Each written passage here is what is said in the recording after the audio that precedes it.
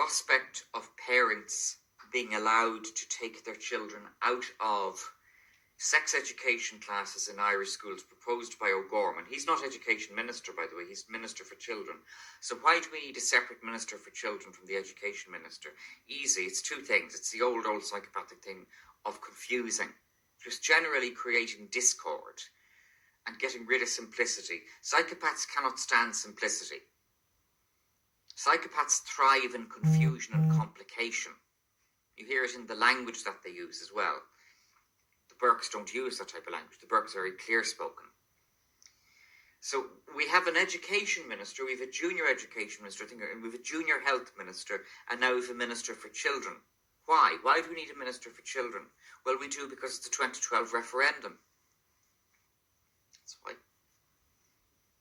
So what I saw in the Irish Times article was legal experts, this is a lovely term they use, legal experts say that under the European Convention of Human Rights, parents will not be entitled to take their children out of sex education classes in Irish schools that include Troon propaganda.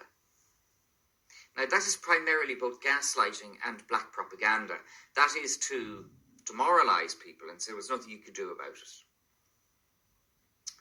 Now, Roderick O'Gorman recently announced that he's going to be making sure that this Troon propaganda, transgender education, he's called it, Troon propaganda, in primary schools. Troon propaganda in primary schools. Don't say you weren't warned. This is actually part of what's happening now. A lot of people around the country are now saying, oh, you know, all far right, yeah, John Waters, you Gemma O'Doherty, oh, your paedophile agenda, sure, no, they were right all along. Turns out they were right all along. John Waters and Gemma O'Doherty and all the rest of us who said there was a paedophile agenda.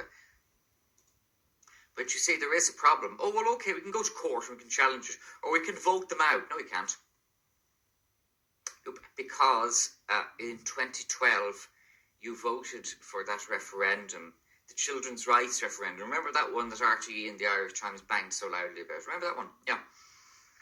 You voted for that, and you voted away your right to have any decision-making powers for your children.